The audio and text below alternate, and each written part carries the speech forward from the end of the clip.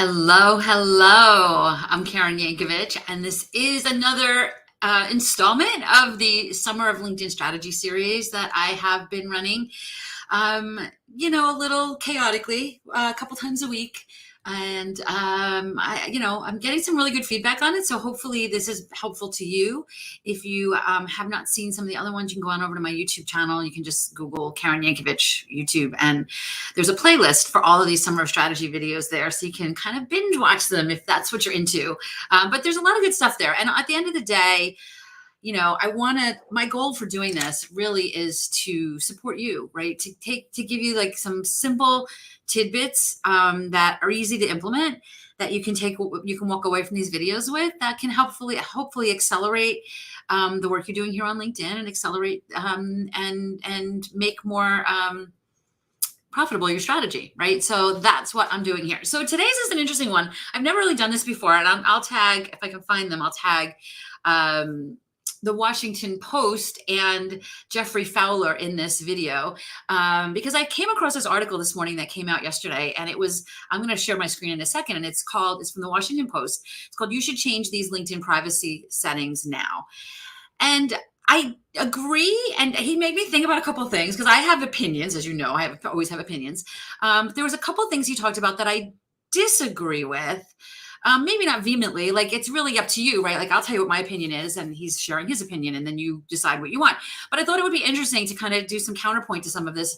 I do love that he's talking about it, because I think it is an important topic that you check this, right? So many people that I talk to don't even realize what their privacy settings are. So let me actually first show you this.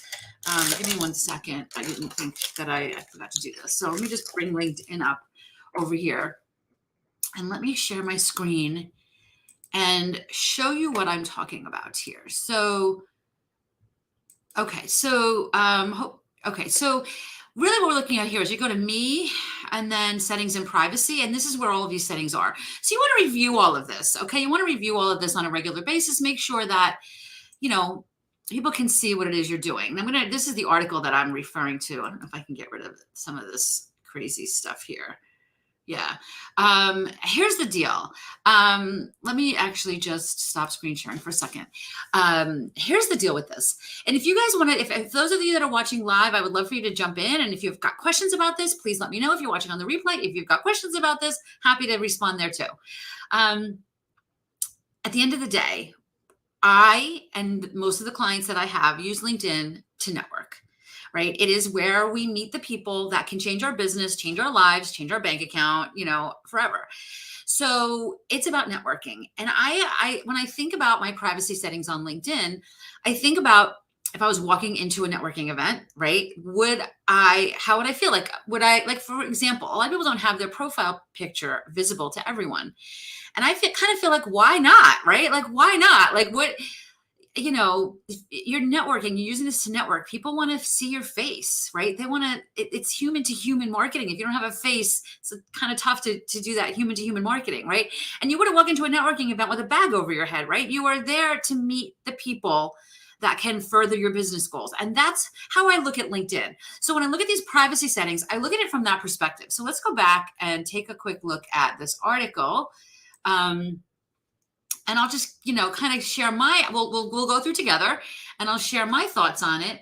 And, we'll go from there.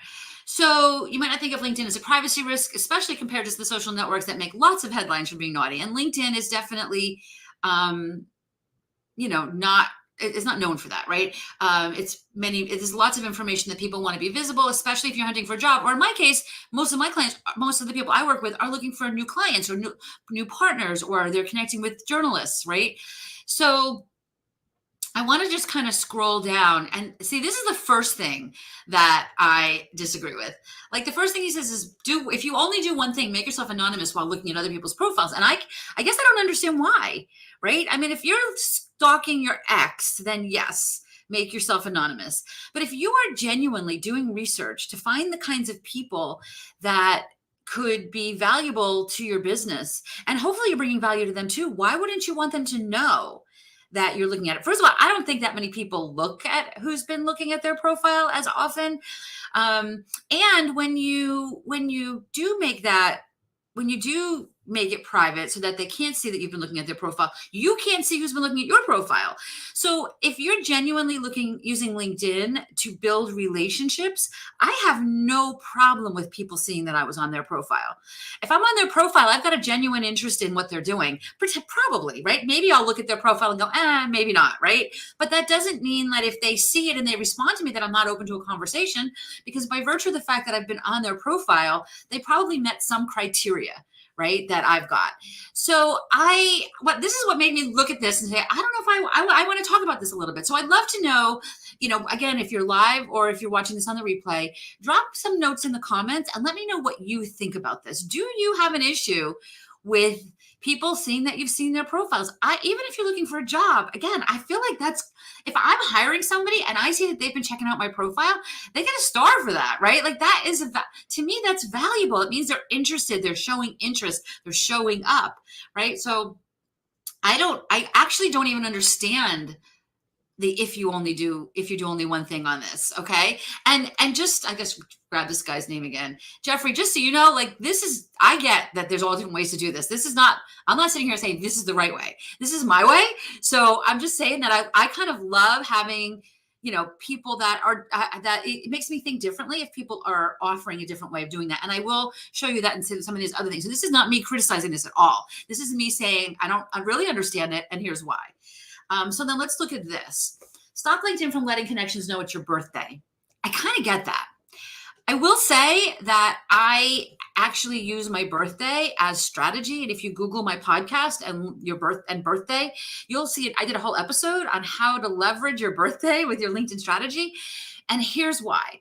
So when people what we don't want to be is like these spammy people on LinkedIn that are just messaging millions of people, right? So we don't want to be like those people. When people message you from your birthday, they started the conversation, right? So going through that and saying, who's some interesting people that I actually want to continue the conversation with, right? Obviously, then your next message is, thank you so much. It's so nice of you to think about me. How are things going, right? And then maybe it'll start a conversation and that could lead to sales, right? It could lead to contracts. It could lead to a job. It could lead to so much opportunity. So I love using my birthday on LinkedIn for that, but I do get this. I do get that from a data phishing standpoint, you probably don't want your birthday out there, right? Now, I know a lot of people also put it on Facebook, right? So I guess I would use that globally. If you're concerned about that, and I get why you might be, take it off of everywhere, right? And again, if what I say about the using your birthday to have conversations with people that could maybe lead to growing your business, if that doesn't resonate with you, then I completely agree. Get rid of your birthday. But if it does resonate with you, then leave it in there because it's a great way to get some conversations going. This I completely agree with. Stop LinkedIn from syncing your contacts. I completely agree with this.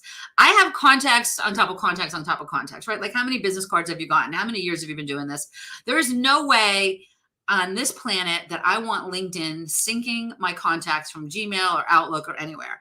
So I completely agree with this. Make sure that you have this syncing off. And I will actually drop a link to this article in the chat to this once this is over. But I completely agree with this. I completely agree. Do not sync your contacts. It just to me, it is I'm intentional about who I build my network with on LinkedIn, not just random. Stop LinkedIn from broadcasting your profile updates. Yes to this. Yes and no to this, right? So when you make an edit to your profile, LinkedIn can flag the change and say, hey, you just got a new job because maybe you spelled the title of your company wrong and then you went in to fix it and now it's announcing that you have a new job and you don't really have a new job. You're just fixing a typo, right? So I do agree with this. If you're going to be making a lot of changes to your profile, turn this off until all the changes are made. I do tend to leave it on after that though, because if there's something that you do want to broadcast, you want to make sure that it goes out there, right? If you do start a new podcast or job or whatever, you do want it to be broadcast to your network. So just be mindful of this. I do agree that when you're making changes to your profile, you absolutely want to turn this off. And then if you want to be extra cautious, scale back your public profile. And that all comes, well, actually, some of it comes here, but some of it is also here. Let me just show you this. So if you're looking at your profile and you see edit public profile and URL, there's this, see your profile's public visibility. I have everything on, as you can see, because there is nothing I put on LinkedIn that I am not okay with putting on the front page of the New York Times, right? Like, to me, there's no reason, I don't see any reason not to do that.